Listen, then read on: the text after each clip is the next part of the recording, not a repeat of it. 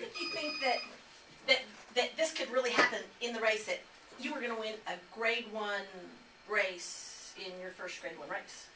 Well, I'll tell you what, just like when you interviewed me the other day, I never lost faith in this horse. I mean, I'm with him every day, 5 or 6 hours. You know, I watched him train, and, you know, I figured out his schedule, and last Saturday he had a fantastic workout for going 5/8. He went in 58 and 1, and I knew at that time I had him right where I wanted him.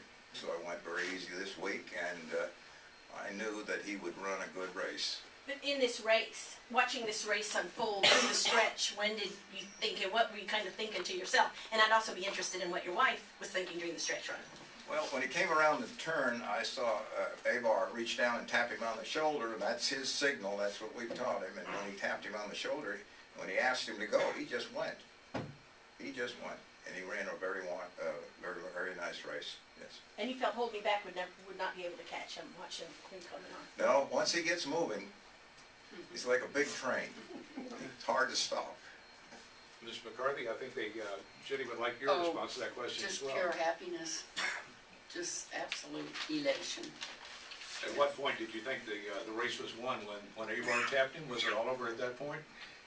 No, I tell you the truth, I watch it, but I don't see it sometimes because I'm very nervous. And how was your husband behaving during the race? I wasn't with him. Oh. I hope he was behaving. As I'm sure lifelong fans of the Derby, to you, is this part of the allure of the Derby, that somebody, frankly, at an older age can get to the Derby with a one-horse stable and not a very expensive horse at that? Well, I'll tell you what, I did breed a horse that was nominated for the Derby, but he got sick and died before they actually got to that point. But I have bred some very nice horses and sold some very nice horses.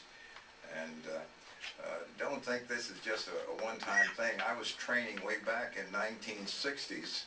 As a matter of fact, we got married on a Saturday, and on Monday I pulled my trailer up to Arlington Park, and that was the extent of my wife's honeymoon. We just, I think about after a week or two up there, she was just about ready to go somewhere else.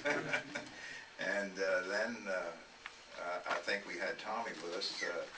The second year, yeah, and but after that, we didn't travel as much, no.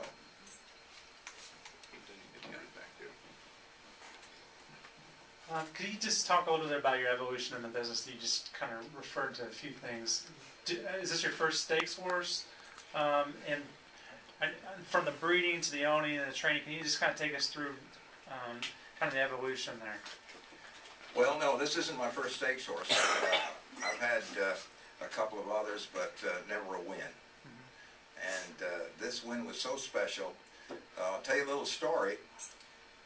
I came down to the Keeneland Futurity when Sky Mesa was running, and Sky Mesa won the race, and I looked at him in the paddock, and I looked at him when he was saddling, and I said, boy, that is a beautiful balanced horse. I've never seen a nicer horse in balance. Had a beautiful head on him.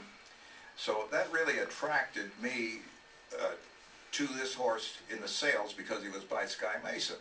But you have to look at his bottom line. He's out of an unbridled song mare. And you know the unbridled song mares are just superb. Unbridled Song has had many Grade 1 winners. And, you know, his grandfather on